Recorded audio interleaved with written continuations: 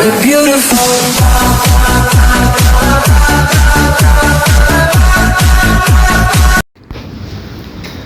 Eto ngayon pupunta ako sa vegetable. Papunta pa lang ako ngayon. Halika, samahan niyo ako pumunta sa vegetable. Ito yung labas, oh, malapit lang sa vegetable na to. Ito yung tindahan, tapos bilan ng kubos, ang tabi ng vegetable.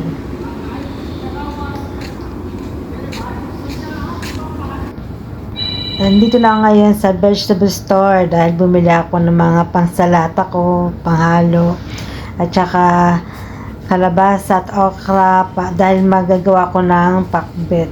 May favorite, pakbet. Galing akong tindahan sa vegetable. Napawi na ako.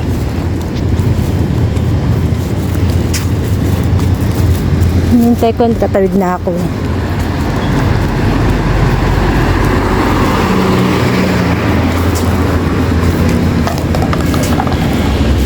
Alas 7 pala na umaga ngayon.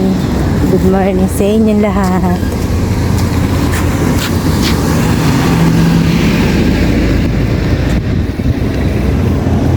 Lakad-lakad muna ako kasi umaga pala naman. Hindi na nakakalabas na para maglakad-lakad eh.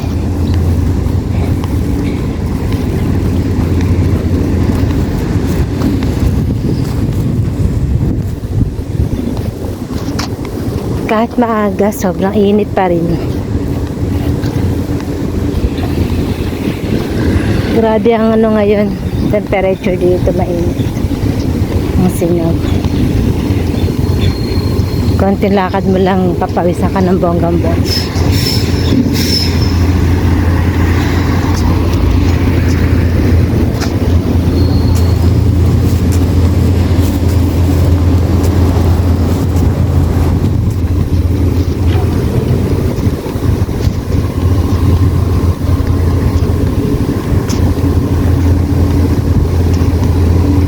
Dito na ako sa aming bahay. Nasa harap lang.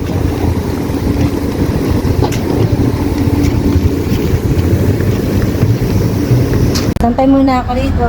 Sarap. Ngayon sobra rito ngayon. Ay, lumato yung mga sinampay.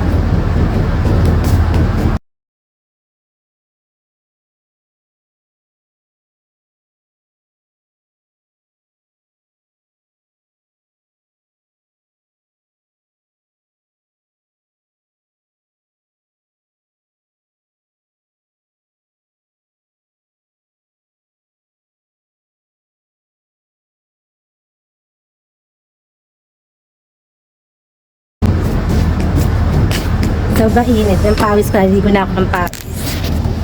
Yan. Ang taas ng araw, kahit alas 7 pasado pa lang. Ayun talaga rin sa panahon dito. Ito na yung beef na pinakulo ko kanina.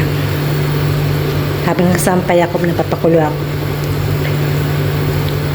Para mayayahalo lang siya sa sauce pag naluto na. Ito yung lunch nila.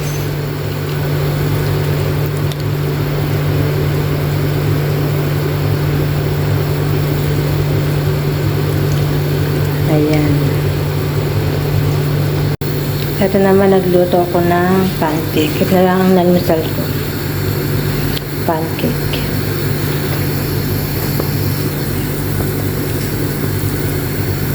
Malambot pa siya.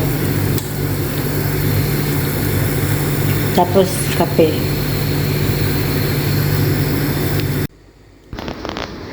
Ito na, luto na yung pancake ko. Tatlo yung ginawa kong pancake. Pero maliliit lang siya. Pero okay na yan kahit maliliit. Tapos, kape yan. Nag-3 in 1 kape ko. Tara, kain tayo. Almusal tayo.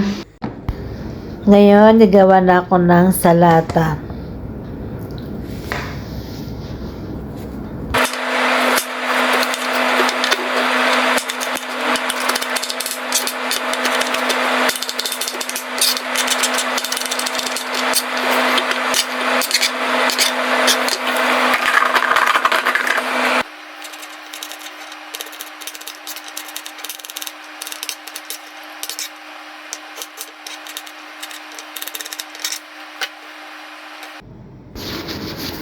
Eto na ang salata, natapos na rin.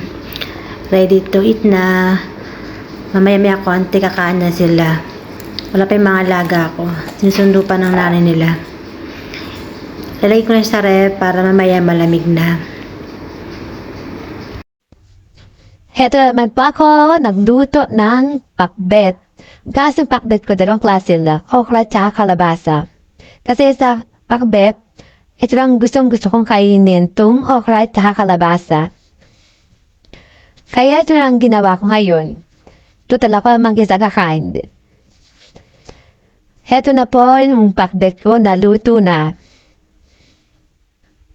Thank you for watching.